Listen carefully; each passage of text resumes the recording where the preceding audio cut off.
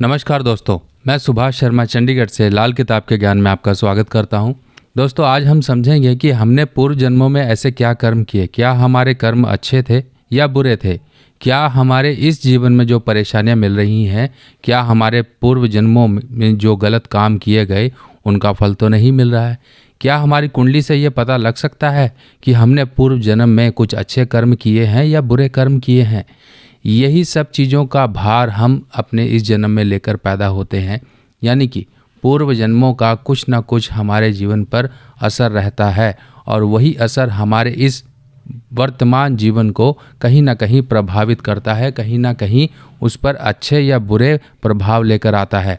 अगर हम अपने ये देख लें कुंडली के अनुसार कि हमने पूर्व जन्मों में हमने कुछ गलत कर्म किए हैं, तो उनका पश्चाताप या फिर प्रायश्चित के रूप में उसके लिए हम कुछ अच्छा कर्म करके उन बुरे कर्मों का हम कहीं ना कहीं भार घटा सकते हैं या फिर उनसे मिलने वाले बुरे प्रभावों से भी बच सकते हैं। तो मैं आपको कुंडली के अकॉर्डिंग बताऊंगा कि किस तरह से हम ये पहचानते हैं कि हमारा पूर्व जन्मों का किस तरह से हालात रहा। अगर मान लीजिए पूर्व जन्मों में कुछ गलत कर्म कर दिए तो उनका देखिए, हर एक के कर्म इंसान को पीछा करते हैं, यानी कि समय पर उसका जब अनुकूल समय आता है तब वो अपना असर दिखाते हैं। अब ये असर किस रूप में होते हैं? पहली चीज़ तो समझिए कि इंसान बहुत अच्छा कर रहा था, बहुत अच्छा कमा रहा था, पर एक समय आया कि उसका सब कुछ लुट गया। मान लीजिए आप औलाद की बात करें, बच्चे की बात करें, हो सकता है उसको कोई शारीरिक कष्ट हो। बहुत से ऐसे माता पिता हैं जो अपने बच्चे की तकलीफ़ें देखकर जी रहे हैं, उनकी तकलीफ़ों के साथ जी रहे हैं, क्योंकि बच्चे की तकलीफ़ से बढ़कर कोई तकलीफ़ नहीं होती माँ बाप के लिए। और उनके इलाज में, बच्चे के इलाज में कहीं बच्चे को बहुत सी परेशानियां होती हैं। कई बच्चे इस तरह से कुछ आनुवंशिक प्रॉब्लम लेकर पैदा होते हैं जो ताउम्र उनके साथ चलती रहती है। कई बार बच्चा जब जवान हुआ, जब उसके पढ़ने लिखने का अच्छा समय था, यानी कि हमेशा माँ बाप ये चाहते हैं कि उनके बच्चे एक छोटी सी पौध की तरह होते हैं, छोटे से प्लांट की तरह होते हैं, उसको सींचते हैं, उसको बड़ा करते हैं और वही उनके लिए एक सेटिस्फैक्शन होती है कि मेरा बच्चा सही ढंग से बढ़ रहा है।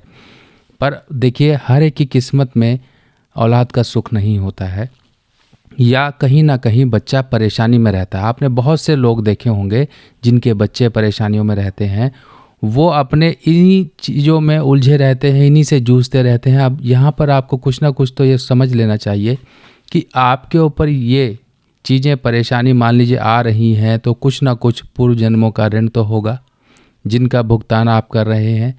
अगर आप पौराणिक कथाएं पढ़ लें, पौराणिक जो आप टीवी सीरीज़ में भी देखते हैं, तो बहुत से कर्म इंसान ने किए और उनका भोग इंसान ने किया।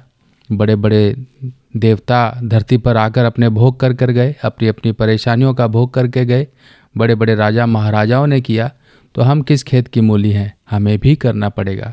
एक कहावत तो है ही है कि आप कुएं में आवाज़ मारोगे तो आवाज़ गूंज कर आपके पास आएगी और वो डबल होकर आएगी, यानी कि उसकी इंटेंसिटी और ज़्यादा बड़ी होगी।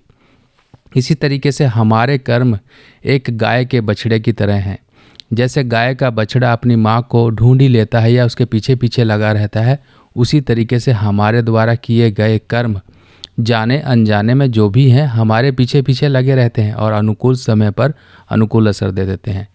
अब दूसरी तरफ क्या होता है कि इंसान जब सुख भोगने का समय आता है, सुख भोगने का समय क्या होता है, इंसान ने अच्छा पैसा कमाया, सब कुछ एक इंसान ने जोड़ा मेहनत कर करके, पर एक समय आया कि इंसान का पैसा लेके कोई और रफू चक्कर हो गया, या इंसान ने किसी को दिए पैसे और वो पैसे दबाकर बैठ गया, या उसके साथ ठगी हो गई, या कुछ भी हो गया, उसकी मेहनत की गाढ़ी कमाई सब की सब एक झटके में बर्बाद हो गई। और दूसरी तरफ क्या होता है कि इंसान जब पैसा नहीं है तब पैसे के कारण उसके कारोबार या कामकाज पर कहीं प्रॉब्लम आनी शुरू हो गई और कारोबार से उसका सब कुछ तहस नहस हो गया, क्योंकि जो एक आजीविका कमाने का साधन था वहीं से ही सारी प्रॉब्लम शुरू हो गई। तो वो खुद भी परेशान, उसका परिवार भी परेशान, सारे तरफ से परेशानियां ही परेशानियां। अब बहुत से लोग देखिए इसे कोरोना काल में लुट गए।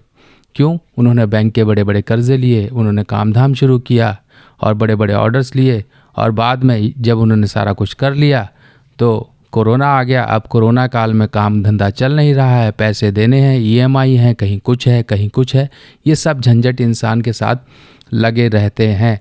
क्यों? ये सबके साथ तो नहीं हुआ, पर हाँ किसी किसी के साथ हुआ। तो इसका मतलब ये नहीं कि उन्होंने कहीं गलत कर्म किए हैं, क्योंकि ये जो प्रॉब्लम आई सबके साथ आई, पर जो लोग संभल गए वो लोग संभल गए। उनके साथ हो सकता है कि कोई छोटी प्रॉब्लम का कोई उनके साथ नाता रहा हो, पर जो लोग लुट गए हो सकता है उनके साथ कहीं ना कहीं उनके पूर्व जन्मों के कर्म उनके साथ बंधे रहे।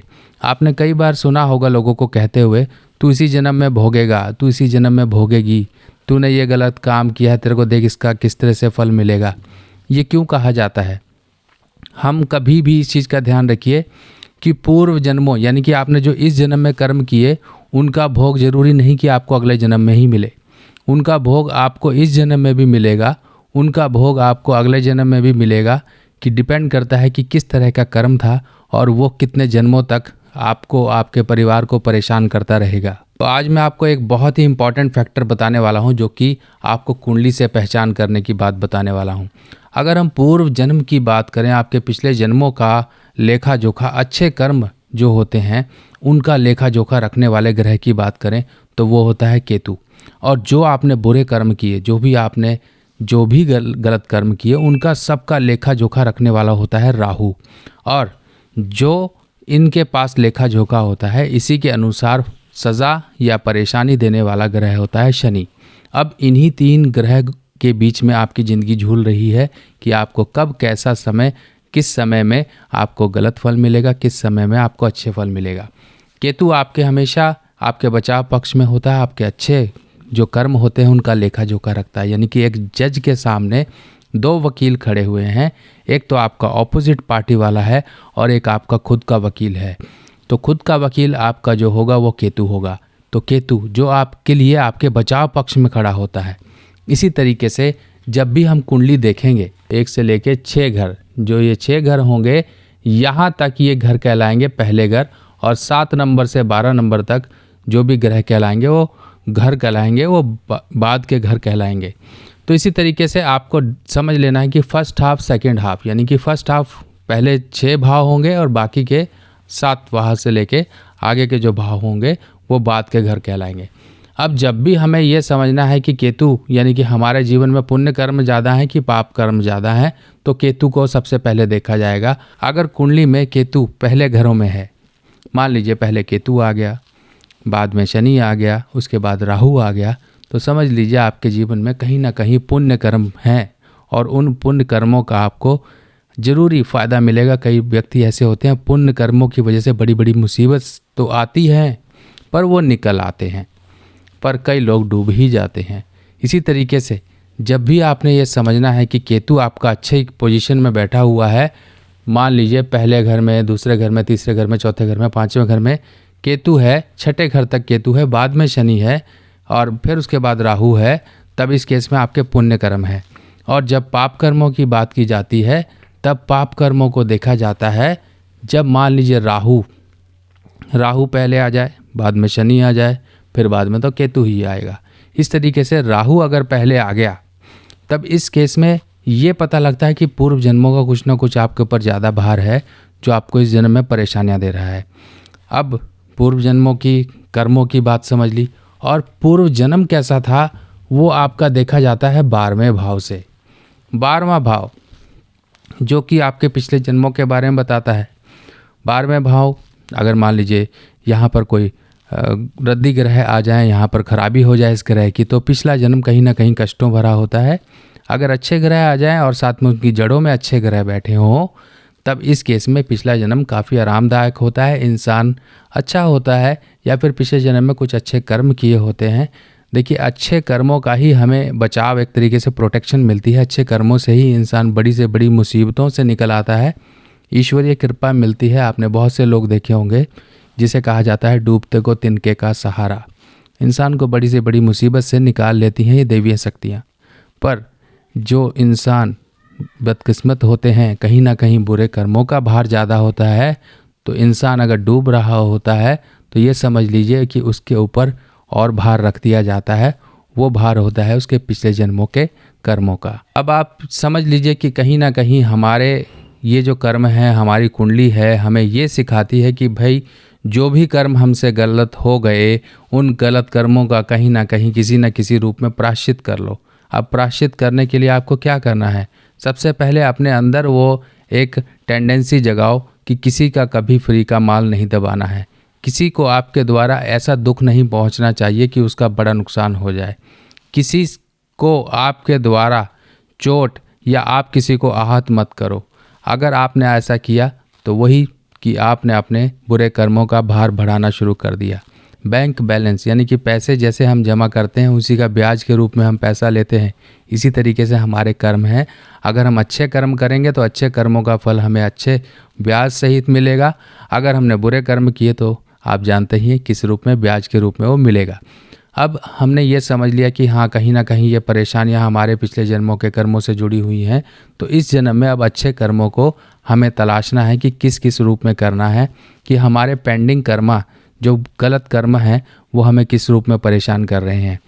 इस जन्म में आपको पेंडिंग कर्म, आपके पिछले जन्मों के कर्म आपको परेशान करेंगे। हो सकता है कि आपके साथ कोई एक ऐसी बड़ी परेशानी हो, या तो औलाद की परेशानी हो, या जॉब की परेशानी हो, या जीवन साथी की परेशानी हो, या बच्चे की परेशानी हो। कोई भी एक ऐसी परेशानी को आप पहचान लीजिए जो आपके साथ बहुत लंबे समय से जुड़ी हुई है। चाहे वो ज़मीन जायदाद आपके भाइयों से ही जुड़ी हो, चाहे आपके रिश्तेदारों से जुड़ी हो, चाहे आपके पड़ोसी से जुड़ी हो, कुछ भी जुड़ी हो, तो आप समझ लीजिए कहीं ना कहीं आप पेंडिंग कर्म के, अपने पिछले जन्म के कर्म के बंधन से बंधे हुए हो, जो आपको अब इस जन्म में सता रहा है। अब इस परेशानी को देखिए, किसी न किसी तरीके से आप सुलझाइए। ऐसी परेशानियां खड़ी मत होने दीजिए। खड़ी मत होने दीजिए। मैं आपको एक एग्जांपल के तौर पे बताता हूं कि ये परेशानियां कब लाइलाज बन जाती हैं। इलाज करने की हर एक ड्यूरेशन होती है, एक मौका होता है। अगर हम वो गंवाते रहें तो सिचुएशन बहुत टेंस हो जाती है। जैसे कि कैंसर होता है, फर्स्ट स्टेज, सेकंड स्टेज और थर्ड जो कि लास्ट स्टेज कहलाई जाती है। इसी तरीके से हमारे रिलेशंस होते हैं, हमारे लोगों के साथ संबंध होते हैं। अगर आपकी बोलचाल है तो आप बड़े से बड़े मैटर को सुलझा लोगे। अगर बोलचाल नहीं है तो वहाँ पर चुप, दोनों के दोनों आपके दिमाग के रूप में आपके खेल खेलना शुरू कर देते हैं। मान लीजिए आपकी पड़ोसी के साथ बोलचाल बंद हो गई तो वो दुश्मनी आपकी शांत नहीं हुई है, कहीं ना कहीं मौके पर वो दुश्मनी निकलेगी। अगर बोलचाल है तो उसके साथ अच्छा व्यवहार रखिए, किसी ना किसी तरीके से मैटर को सॉल्व करिए, किसी ना किसी तरीके से अपनी बातों को बढ़ने मत दीजिए। ये एक तरीका है। अगर मान लीजिए आपको कहीं पर इस तरह की दिक्कतें दिख रही हैं, बच्चे को कहीं पर कोई हेल्थ की प्रॉब्लम है, छोटी मोटी प्रॉब्लम है, वो कल को बड़ी ना हो, और आपकी कुंडली में भी इस तरह के पेंडिंग कर्म है जो कि आपकी केतु की नेगेटिविटी दिखाते हैं, मंगल केतु का योग है, या फिर आपकी कुंडली में राहु पहले घरों में है, बाद में केतु है, तब यहाँ पर संतान या संतान संबंधी दुख आपको जीवन में मिल सकते हैं। तो आपने कई बार ये भी देखा होगा कि बुढ़ापे में माँ बाप बेचारे रोड पर आ जाते हैं और औलाद मज़े मार रही होती हैं, औलादें अपने पैसे लुटा रहे होते हैं। तो हमेशा आप इस चीज़ का ध्यान रखिए कि सभी जो आपके पास धन जमा पूंजी है, इस सब की सब औलाद के नाम पर मत करिए।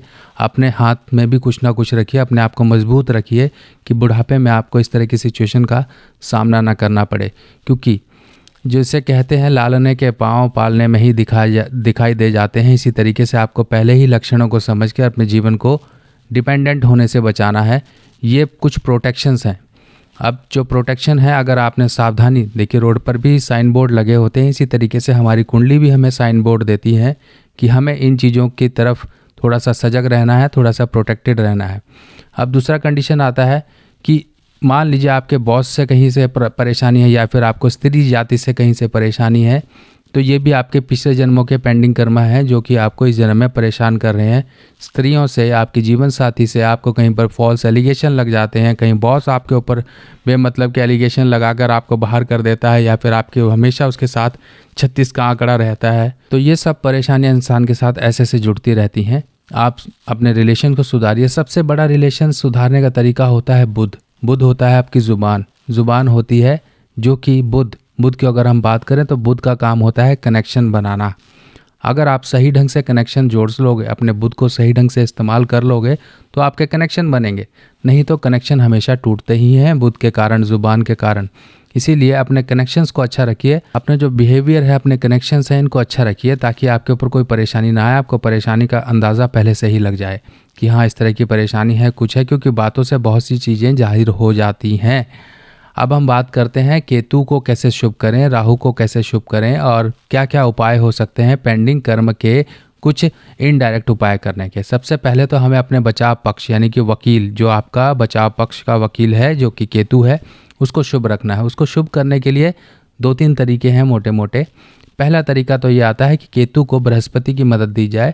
आप अपने लेफ्ट कान में सोना पहन सकते हैं, अपने बच्चे के कान में सोना डाल सकते हैं। अगर किसी न किसी तरह के दुख परेशानियां आपके जीवन में है, आपके बच्चे के जीवन में है, तो इस तरह से आप लेफ्ट कान में गुरुवार के दिन सोने की तार या फिर ठोस सोना, कोई जो सॉलिड सोना होता है, ऐसी कोई नंती, बाली या तार के रूप में आप पहन सकते हैं। केसर का तिलक लगा सकते हैं अगर आप कान पे नहीं पहन सकते हैं सोना। माथे, जुबान, नाभि और कानों पर भी आप केसर लगाइए। ये लगाते रहिए, बहुत ज़रूरी है। और कुत्तों की सेवा करिए। काला सफ़ेद कंबल अपने जन्मदिन के आसपास शनिवार के दिन नियम बना लीजिए कि आपने वर्ष में एक बार मंदिर में जाके डोनेट कर आना, और ऐसा कंबल डोनेट कर आइए जो इस्तेमाल भी आए। ये नहीं कि फॉर्मेलिटी करिए। जैसा होगा दान वैसे यही आएंगे आपके जीवन में काम। तो ये आप एक इम्पॉर्टेंस समझिए, दान की बहुत बड़ी इम्पॉर्टेंस होती है। कभी भी दूसरों का धन मत दबाइए, क्योंकि धन दबेगा तो सामने वाले को दुख होगा। दुख होता है केतु, और केतु अगर मान लीजिए आपने किसी को दुख दिया तो आपके जीवन में भी दुख घूम कर आएगा।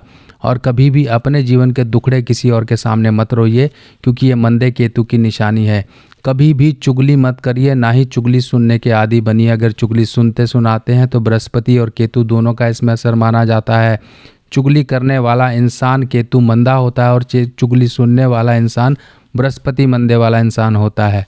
तो ना ही चुगली करिए, ना ही किसी की बैक बैटिंग करिए, इस तरह के कामों से बचिए। समय समय पर आप मछलियों को सतनाजा यानी कि 7 अनाज को पीसकर आटा बनाकर, इस तरह की गोलियां बनाकर, पानी मिलाकर या दूध मिलाकर आप मछलियों को समय समय पर डालते रहिए।